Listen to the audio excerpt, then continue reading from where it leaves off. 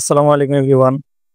আজকের ভিডিওটা হচ্ছে যারা আমরা কক্সবাজার গেছি বা যাইনি সবার জন্যই। কিছুদিন আগে আমরা কক্সবাজার একটা ট্যুর দিছি। তো এখানে আমরা কি করছি এই টিপস গুলো যদি আপনারা ফলো করেন প্রপারলি একটা ট্যুর দিতে পারবেন। আমরা প্রথমেই ঢাকা গেছি, ঢাকা থেকে কক্সবাজারের টিকিট কাটছি। এখানে একটা ছোট টিপস হচ্ছে এসি বাস নেওয়ার চেষ্টা করবেন। এসি বাসটা নিলে কি হবে, যা ক্লান্তি থাকবে না শরীরে।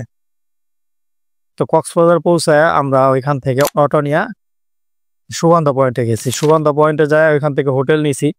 তো এখানে একটা কথা হচ্ছে, হোটেল যখন নিবেন এসি হোটেল নেওয়ার চেষ্টা করবেন, কেননা ড্যাম সিজনে এসি হোটেলের ভাড়া 1500 থেকে 2000-এর মধ্যে থাকে।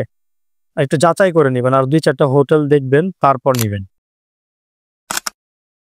আমরা সবাই এখানে রেস্ট নিছি, রেস্ট নিয়ে তারপরে 1টার দিকে বের হয়েছি। 1টার দিকে বের হয়ে আমরা সবাই গোসল টোসল করছি। গোসল টোসল কইরা হোটেলে আইসা চেঞ্জ করে খাবার দাবার খাইছি। খাবার দাবার খায়া রাত্রেবেলা বাইরে ঘুরছি। তো ওই দিন শেষ। দ্বিতীয় দিন কি করবেন, আর 2টা দিন গোসল টোসল কইরা তারপরে ঘুরতে পারেন নাজিরের ট্যাগ। নাজিরের ট্যাগ পয়েন্টটা খুব সুন্দর। এখান থেকে আপনারা চাইলে শুটকি কিনতে পারবেন। এখানে অর্গানিক শুটকি টুটকি পাওয়া যায় এবং কিভাবে শুটকি বানায় এগুলো মূলত দেখতে পারবেন। দ্বিতীয় দিন ঘুরেন আর যাই করেন, ওই দিন আপনারা মার্কেট টার্গেট সবকিছু করে ফেলবেন। আচার শুটকি যাই কিনেন ওই দিন কিনা ফেলবেন। দ্বিতীয় দিন রাত্রের মধ্যেই সব কেনাকাটা শেষ করে রাখবেন।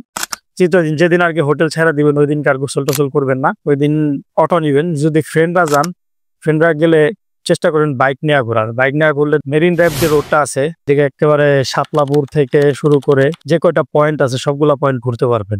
তাই এখানে অনেকগুলো পয়েন্ট আছে, আমরা অনেকগুলো পয়েন্ট ঘুরছি, যেরকম আটোয়া টেক, মিনি বান্দরবন, হিমছড়ি পাহাড়, তারপর কাকড়া বিচ।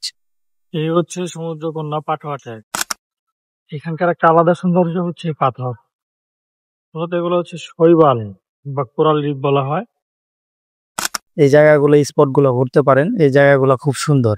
আর যদি দূরে যান তাহলে সাতলাপুরের ওই দিক থেকে ঘুরে আসতে পারেন, ওই জায়গাটাও খুব সুন্দর। এখানে একটা ছোট টিপস হচ্ছে, অটো নেন বা বাইক নেন প্রপারলি আগে কথা বলে নিবেন। যদি বাইক নেন, বন্ধুরা যদি যান, বাইকগুলা ভালো মতন দেখে চেক করে নিবেন। অনেক সময় বাইক ভাঙা টাঙ্গা থাকে, এগুলা ওরা পরে জরিমানা নেয়। আবার অনেক সময় বলে যে বিচে নামাইছেন হ্যান ত্যান, এসব গ্যাঞ্জাম করে। সো বলে দেখে নিবেন।